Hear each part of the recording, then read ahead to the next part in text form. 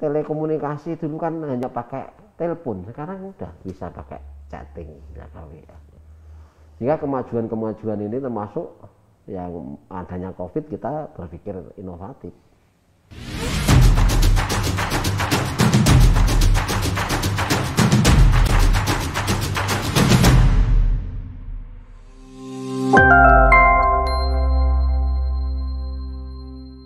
Pak, tadi sempat disebutkan ya kalau shelter UGM ini cukup berbeda karena memang ada keterlibatan peran rumah sakit di dalamnya. Nah, kalau bicara soal area itu sebetulnya peran atau urgensi keterlibatan rumah sakit di dalam sebuah shelter itu seperti apa sih, Pak?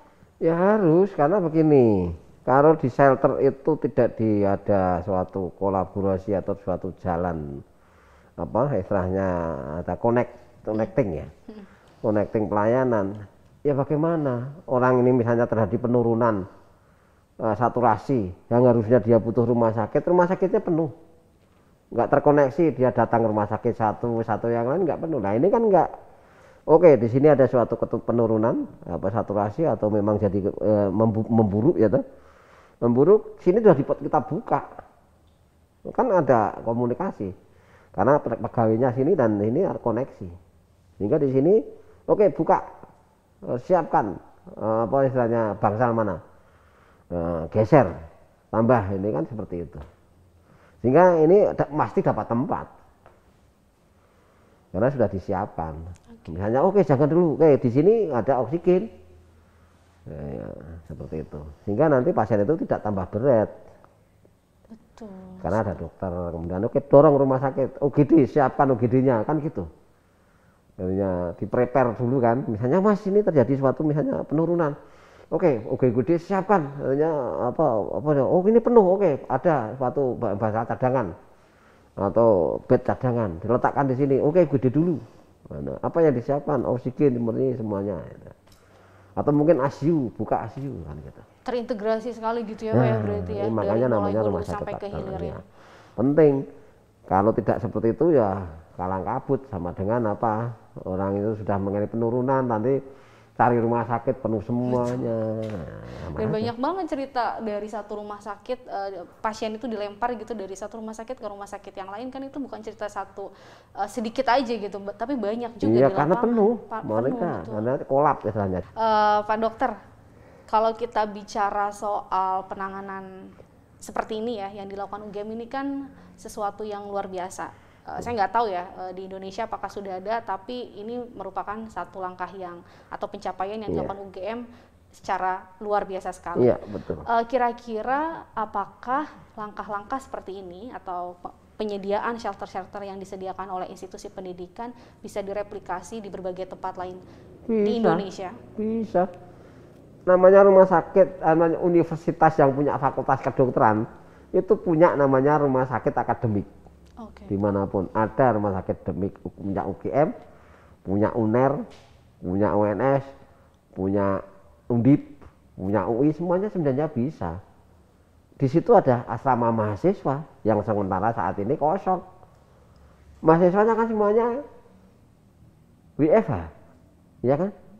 Belajar online di rumah. Di situ kan kosong, kenapa nggak dipakai? Artinya tinggal komitmen dong? Iya komitmen, nah tergantung dari monggo. Kalau Pak ini Pak Rektor UGM, Prof Panut, kemudian dengan Pak Wakil Rektor sepakat, ayo kita dorong hanya dalam waktu 1 minggu di ACC, saya mengusulkan itu. 1 minggu langsung di ACC? 1 minggu langsung di ACC. Luar biasa. Dan langsung dibuka oleh Pak Rektor sendiri. Artinya sebetulnya institusi pendidikan sangat potensial sekali berperan dan mengisi ya Pak ya, dari kondisi yang terjadi saat ini. Iya, karena ada fakultas kedokterannya. Ada kedokterannya, dan harusnya bisa dimanfaatkan dengan baik. Iya, termasuk salah satunya para kedokteran ini ada relawannya tadi. Ya, itu yang kita hire untuk ini. Oke. Pak, kalau bicara soal penanganan ya, barangkali mungkin penanganan itu muncul sesaat kemudian hilang seperti itu. Nah, untuk memastikan konsistensi atau keberlanjutan institusi pendidikan dalam mengawal dan membantu sistem kesehatan di masa pandemi ini seperti apa, Pak? Ya, ini contoh bahwa pandemi ini kan kapan berakhir ya kita SK-nya nggak berbatas kok. Ya nah, Prof Panut, Pak Rektor itu nggak batasi, udahlah pakai itu seperti itu. Sampai selesai ya, sampai selesainya masalah Indonesia bebas dari pandemi. Kalau memang itu dibutuhkan silahkan seperti itu kan. Terbuka terus. Terbuka tanpa terus. batas Nggak ada Pak, batas ya, nggak misalnya misalkan harus nggak sampai nggak tanpa batas. Gitu lah. Makanya nanti bisa diaplikasi di sebenarnya di tempat manapun. Bahkan sebenarnya RSUD itu punya seperti ini. Bukan hanya universitas saja. Universitas kan di tempat-tempat provinsi ya. Sebenarnya kabupaten-kabupaten itu mesti harus punya seperti ini. Tadi itu syaratnya adalah ada dokternya. fakultas kedokterannya itu ya Pak? Enggak harus. Ada rumah sakitnya. Ada rumah sakitnya. Punya sayapnya. Karena kan ibarat itu sudah kolateral tadi. Kanan kiri atau mungkin paling tidak 2 atau berapa yang bisa paling tidak 2 atau 3 kali jumlah tempat tidur rumah sakit tersebut. Kalau rumah sakit tidurnya itu jumlahnya 500, dia punya 1000. Oke Pak Dokter, ini menarik sekali sebetulnya kalau kita lanjutkan mungkin nggak cukup selesai dalam 1 hari ya kita ngomongin shelter. Terakhir mungkin terkait dengan tantangan sekaligus harapan yang Pak Dokter lihat dalam upaya penanganan COVID-19 melalui kebijakan shelter ini seperti apa? Ya tantangannya kita ini adalah perang semesta ya kalau saya. Artinya harus terlibat semuanya. Nggak bisa satu institusi kesehatan aja nggak bisa. Mesti harus rame-rame, seluruh masyarakat harus terlibat. Yaitu masyarakat ya harus tadi protokol kesehatan ditaati, ya. Kemudian kalau sakit memang sakit ya udah masuk ke shelter. Ya kemudian kalau rumah sakit kita benahi dari semuanya. Kemudian sampai kebijakan-kebijakan yang harus didukung oleh ya yang punya ya, stakeholder yang punya kewenangan gitu prinsipnya. Tapi saya sebagai ya praktisi juga sebagai dokter saya dan juga sebagai pimpinan rumah sakit, COVID ini membawa dampak kemajuan namanya. Kemajuan. Karena kemajuannya seperti ini. Kita nggak akan punya pikiran seperti ini. Seandainya terjadi suatu apapun ya, contohnya ya. Ini kan sistem pelayanan yang tidak terkirakan. Seandainya suatu saat itu rumah sakit terjadi, oke lah. Ini kan perang yang musuhnya tidak kelihatan, COVID. Ada bisa bencana, bisa melakukan seperti ini.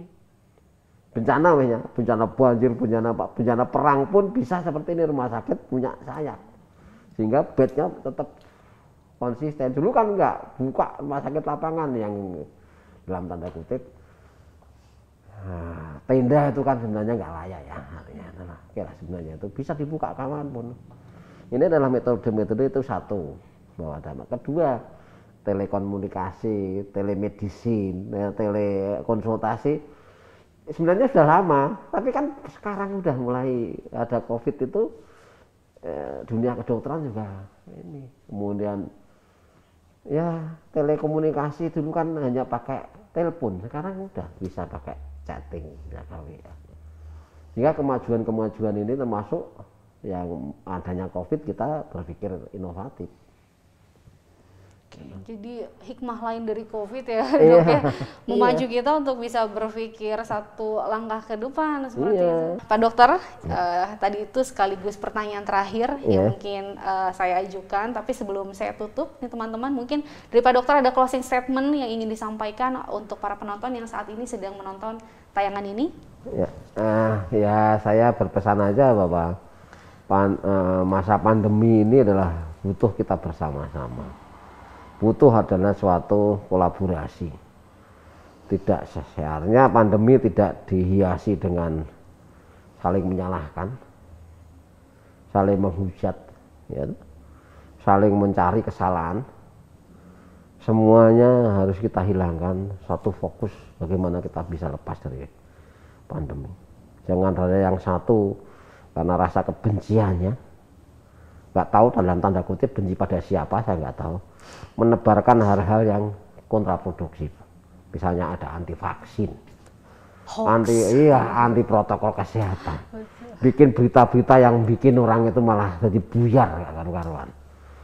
Nah inilah kita harus sama-sama fokus berdoa ya sama Allah SWT ya, sama Tuhan, dan satu juga fokus ayo negara ini dibantu, masyarakat butuh bantuan kita, ditunjukkan inilah Pak Rektor membantu masyarakat. Saya sampai merinding ini tanya. Nah. Baiklah Sobat Polgov, tadi diskusi yang sangat luar biasa. Saya juga banyak belajar nih dari Pak Dokter, dan tentunya para penonton yang sedang menonton jadi lebih tahu ternyata UGM saat ini sudah memberikan banyak sekali bantuan, salah satunya melalui penyediaan shelter.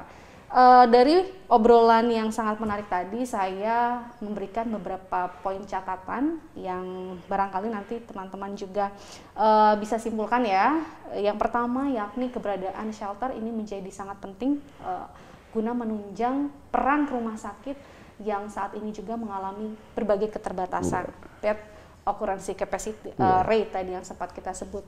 Dan kita juga tadi sudah mendengar cerita-cerita bahwa sebetulnya inisiatif yang dilakukan oleh UGM sangat mungkin untuk bisa direplikasi di berbagai tempat lain yang ada di Indonesia sepanjang komitmennya bersatu padu seperti itu ya Pak.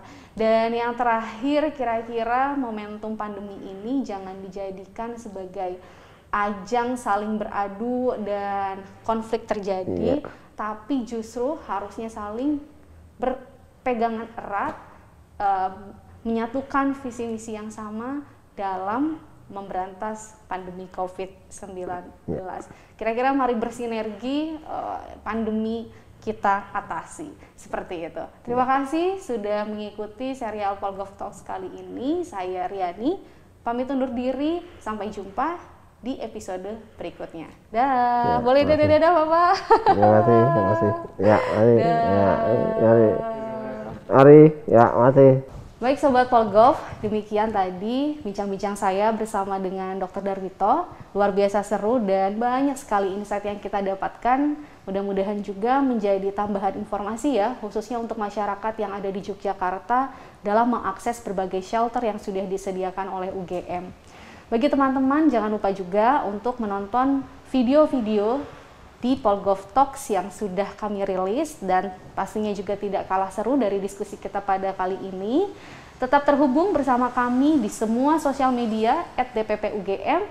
Patuhi protokol kesehatan, jaga jarak, dan semoga sehat selalu. Terima kasih dan sampai jumpa.